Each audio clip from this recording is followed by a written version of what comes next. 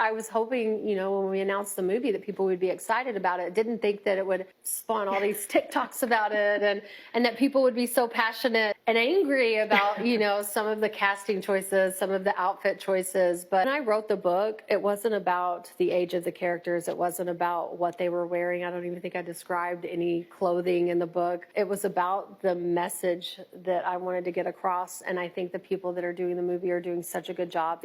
I have been fortunate to work with amazing directors and incredible actors on roles that I love, which is wonderful. It's a blessing, but it's also horrible because now I'm like, oh, I only want to do that all the time. So I'm sure my agents want to kill me at times because I'm like, no, I don't want to do anything unless it's the best thing ever. Unless it's the thing that's excited me more than anything I've ever.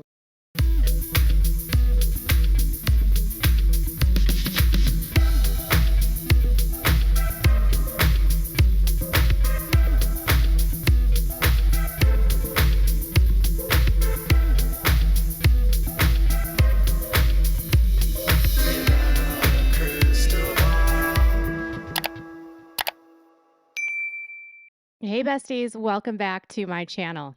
Blake Lively and Ryan Reynolds' biggest mistake in their quest to take down Wayfair and Justin Baldoni has really been exposed in this past week. Their biggest mistake was not attempting to hijack a film. Their biggest mistake was not, orchestrating and spreading false allegations against Baldoni, Heath, or Wayfair Studios to the press and the media during the film's promotion and after through the CRD. Their biggest mistake was not using their power and influence to force Wayfair to concede to their every women demand. No, their biggest mistake was partnering and colluding with Stephanie Jones. Why? Because Judge Lyman hates Stephanie Jones perhaps more than he hates Justin Baldoni. And that's a good thing for Wayfair. And Lively's ultimate collusion with Jones, with the Van Zandt sham action that they filed in New York, along with her continued interference in the Jones versus Abel case because her company Van Zandt is implicated, even though indirectly, Lively could be systematically undermining her credibility to the court. Now, we already don't believe she has a lot of credibility, but in the court, the judge seems to give her a lot of chances in the discovery disputes, at least. Thus far, we haven't seen how he will rule on any of the motions that are dispositive for summary judgment or for the judgment on the pleadings. He has already dismissed Blake Lively's case against Jed Wallace. And then subsequently, Jed Wallace's case against Lively was dismissed in Texas. Neither party has refiled their lawsuits anywhere else. Okay. But Blake Lively was and continues to attempt to get access to information after the fact that she likely shouldn't be receiving. But it was a choice that they made a couple weeks ago to try to interfere and interject in a motion to compel that she didn't file that had nothing to do with her and was related to Stephanie Jones and Jones's case against Tag and Abel and Nathan and Wayfair and Baldoni. She tried to interject in that case by filing a motion to compel for a subpoena she didn't issue, and then showed up to court to try to argue. And the judge was basically like, you're not, I'm sorry, but you aren't a party to this, and we're only going to be hearing the parties. And at the hearing, my favorite grossly incompetent and unethical lawyer, Kristen Towler, who I have a huge crush on because she sent me a letter, a cease and desist, and signed it kindly, yours kindly. I was like, oh, I'm hers. Anyway, she was arguing that this motion to compel is timely, even though the subpoena was issued after fact discovery closed, it was needed because of all these other issues that happened in depositions, and there's no prejudice because the summary judgment and trial date hasn't even been set by the court, and therefore they should be able to get these documents from Katie Case. And there was some discrepancies between Katie Case's testimony and Melissa Nathan's testimony about a website related to Jones. Okay. Wayfair came to the plate and they were like, no, judge, you need to deny this because this is untimely. She's issued this after fact discovery closed.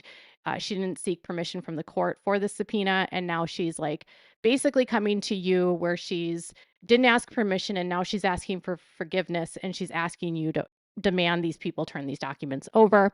And then they also reminded the judge that, listen, we tried to get an extension for Taylor Swift to do her deposition, and you shut us down and said we didn't do our due diligence. And here we would argue the same. Okay. So the judge last week shut down this. Okay. So they brought up all these excuses, right? About, well, we're concerned about spoliation. We're concerned about, we need to verify the two testimonies. And the judge just really found all of these arguments unpersuasive to show good cause. So he didn't believe or buy into this spoliation argument. So he said, the argument does not answer concerns of the Wayfair parties and of the court. If Wayfair parties failed to produce documents they should have produced, Jones party should have filed a motion to compel against them. And if, in fact, the Wayfair parties have spoliated evidence, that remedy is spoliation sanctions. And they have failed to show that any discovery violations by Wayfair parties provide good cause for their failure to serve the subpoena earlier. Basically, like, your gaslighting here and deflection of like, this is a different issue doesn't work for me. And mostly what he ended up denying this for was because she didn't get permission to issue the subpoena. The judge opined, although there is nothing that would prohibit the Jones party from asking Case to voluntarily share the documents at issue, what the Jones parties cannot do is issue an untimely subpoena without court permission and then ask the court to enforce that subpoena without a demonstration of good cause. So they didn't meet their good cause burden and their motion to compel was denied. And what he's telling them is, if Katie wants to give you these documents without a subpoena, there's nothing preventing you from doing that. But because she can't be compelled to do it, there's very little incentive for her to do that or to comply with a request because she's not a party to the case. And when Katie's attorneys sent a letter to the judge, they told the judge, we responded objecting to the subpoena's timing and scope, but noted our willingness to confer about a supplemental production. We then conferred. We did so under the caveat that compliance may be limited by Case's obligations under her former employment agreement with the agency and the company of Melissa Nathan, which agreement contains confidentiality and other restrictive provisions that could affect the scope of permissible production. Against that backdrop, we arrived at an agreeable scope for production and gave notice to counsel for Ms. Case's former employer of the limited intended production, precipitating Tagg's objection, a conference between party counsel, further correspondence, and now the Jones party's motion to compel. Ms. Case will proceed as the court permits and directs, wishing to violate neither any directive of this court nor any applicable contractual obligations. So because of her own confidentiality issues, it's unlikely she's going to comply. And she doesn't have to comply with this now because it was denied. So they didn't want to hand over anything because of the timing, and now they don't have to hand over anything. So any previous agreements they made are null and void. So technically speaking, Katie doesn't have to give over anything at this point. When Blake Lively tried to intervene with the court, she filed her motion to compel in support, right? And the judge wouldn't let her argue at the hearing because he said she wasn't relevant to it, right? Basically shutting down these arguments. But Blake's whole argument was that her recent apparent agreement to comply and produce documents to the Jones parties regarding or relating to any websites or social media posts concerning or relating to Stephanie Jones or relating to in any way what ultimately became the Business Insider article now confirms that there are documents responsive to Miss Lively's documents requests that were improperly withheld. This is how I know that Blake's team is like literally stretching their arm to create connections that don't exist, because that had the copy that Case created for the website and the Business Insider working with them, collaboration, whatever that was, has nothing to do with Blake Lively. But she's saying because she withheld them for Jones, that proves that she withheld documents for us. And they're claiming that this would also be further evidence of spoliation by Miss Nathan and Mr. Wallace because she consented to produce documents subject to the court's resolution of the Wayfair party's belated and waived objections. And what they were trying to argue is that because Melissa Nathan was, part of her lawsuit, Lively's lawsuit, and because she was the digital campaign person for Lively, and because Katie was working for Melissa, and because their testimony is incongruent to one another, that could mean that Nathan is lying to them that there was no digital campaign. Do you see how that stretches? Says if her testimony is revealed to be false or misleading, which miscase documents may well establish, then her nearly identical denials regarding digital activities relating to the retaliation campaign would be largely, if not wholly, discredited. They're trying to win their argument that there was a digital campaign by claiming that Melissa Nathan is a lying liar and Katie Case is proving that she's a lying liar, and that we can't get the evidence because Melissa Nathan is not only a lying liar, but also Melissa Nathan is a dirty deleter, and she perjures herself. He was trying to claim that Jones' subpoena actually is good for her, and she needs these documents too because it would be relevant to her claims. My guess is that the collusion continues between the two of them because there's zero way or reason for Gottlieb to file something like this because it's not his motion to compel. He lacks standing for this, but he was trying to create a connection that didn't exist. And the judge very astutely ignored it and said, you don't have a right to do this. But what I'm bringing this all up to say is that Stephanie Jones has not been winning in this case that she filed, okay? In fact, her attempts to get out of the case have been denied repeatedly, okay? So she has attempted to have the third-party claims filed against her by Jen Abel be dismissed, and the court literally shut that down. So she tried to say, no, Jen Abel acted not as my employee, but she was rogue and I didn't direct any of the smear campaign, and so she shouldn't be indemnified. Okay. And the judge said, nope, she was your employee. And if we take this as fact, she has a right to bring these claims forward, and it will survive at least past this motion to dismiss stage. Same thing when it came to Jen Abel filing a lawsuit around Stephanie Jones going through her phone, right? And she survived a motion to dismiss, Jen Abel did, where she was allowed to bring claims forward for a violation of a California penal code, which is related to going into someone's phone and taking data from it. Even if you're given permission to like have the phone, you doesn't mean you have permission to go into the phone and take it. It has literally nothing to do with her being an employer. It has to do with the privacy laws in the state of California in relation to the contents of somebody else's communications. All right. Which is way different than the federal laws as it relates to like wiretapping or as it relates to stored data and communication. She doesn't even have to overcome it in terms of being an employer or an employee in this case. It's a law that you can't go into someone's phone and take their data, period. California has very strict guidelines and laws as it relates to communications and private communications. And then he also allowed her to bring forward a conversion claim. And then she filed an amended complaint, and she now has 3 claims that are active against Stephanie Jones.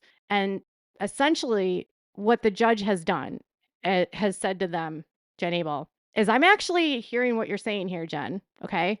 I actually think that you have some arguments here, and there could be something to your case about this, stealing your data, using Van Zandt, and splicing and dicing and taking all of your content from your phone to create the CRD. That's the crux of the lawsuit that Jen Abel filed against Stephanie Jones. And Blake Lively's Van Zandt is at the heart of that because Blake got the access to Jen's phone through the sham litigation that she filed with Van Zandt. Well, when Jen filed her second amended complaint after the motion to dismiss, and she had to just remove the claims the judge had dismissed, Jen filed the lawsuit for violations of the California Penal Code 502, conversion, and promissory fraud. Okay.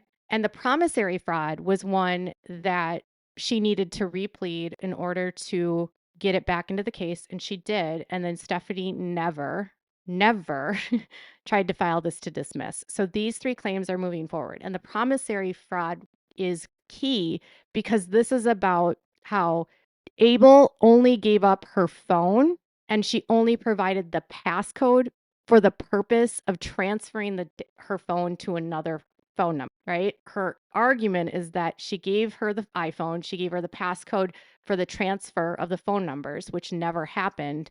And her argument was that Jones Works never intended to perform the promise when it was made, and through its agents and attorneys intended and did dupe Abel into giving up the iPhone and passcode so as to access, copy, and disseminate without authorization the private data stored on the device and information from accounts accessible from the device. And Jones Works also intended to and did retain possession of the phone number to cause chaos in her life and harm her personal and professional interests.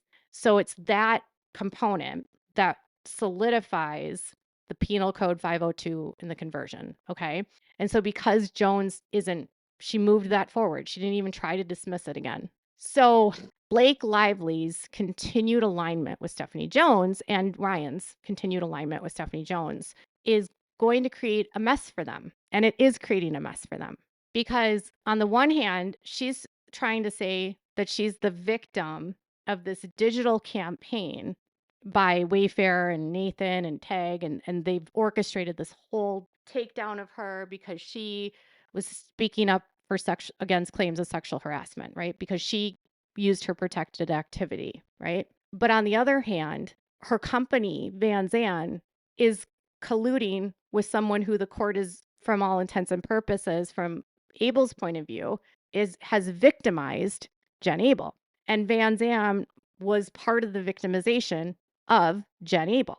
And so Van Zandt is a shell company for Ryan and Blake. And so they are still linked in as a victimizer, be it through third party in the case, but still that victimization of Jen Abel and that phone. And because those claims are still alive, and because Blake's trying to intervene and get information from the Jones case and seemingly using both cases to gain discovery to prove her claims. And yet she still can't prove her claims, but yet she won't disconnect from Jones, is going to ultimately be fatal. And what Jen Abel and Wayfair did by filing the third party complaint in the case with Lively, by bringing Jones in, is attempting to divide the two of them, because now Stephanie could be liable for any damages if Blake were to win. If she gets the kind of indemnification that she seeks, where the defense is also paid for, not only defense, but damages would be paid for by Stephanie Jones.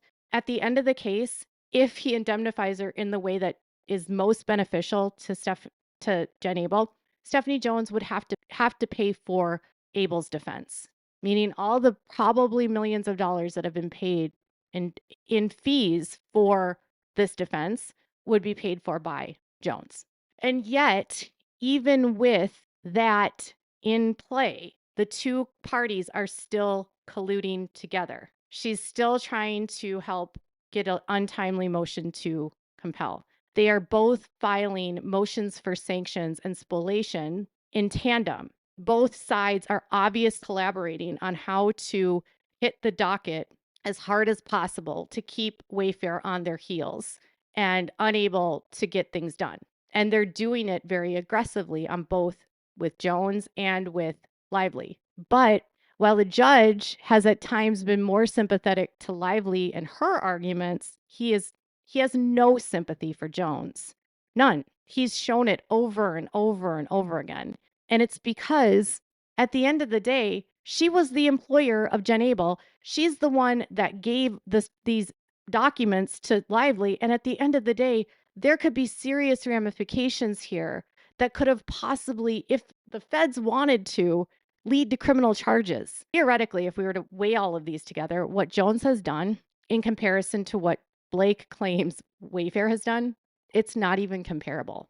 Nothing Blake has accused Wayfair of done meets the level of criminality, of theft of data, stealing a phone, going into a phone, using a sham subpoena, then handing over the documents through a sham subpoena without notifying the person that's being impacted by it, then using those texts to not only humiliate, but also to splice, dice, and cherry pick, and even fabricate some of the evidence to make it look like something happened that didn't. And now, because they've been exposed, they keep doubling down and keep doubling down and keep doubling down, which Blake and Ryan's continued alignment with Jones is causing them to intervene in motions that they're not involved in. It's now they've filed another motion to compel for privilege logs, the never ending demands and requests that Blake is making to the court is impeding on Wayfair's ability to respond to all the requests and meet the deadlines. It's designed to rack up cause, inflict the most damage.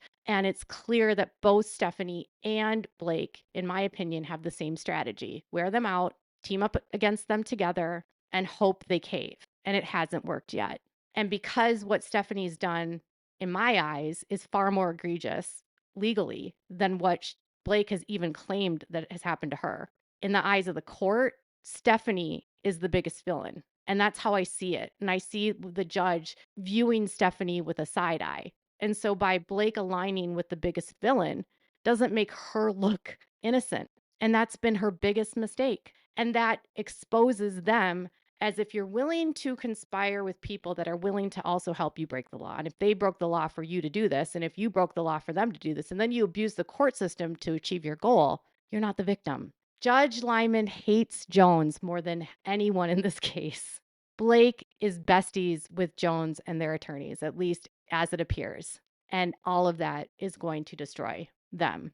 It destroys their credibility. It destroys their claiming to be victims. It destroys the case and they won't be able to overcome it. That's my opinion. So what are your thoughts? Tell me what your thoughts are in the comments below. Please make sure to give this video a thumbs up. Make sure to subscribe to my channel if you haven't subscribed and click the bell so you never miss a video. Thanks so much for watching. Bye, besties.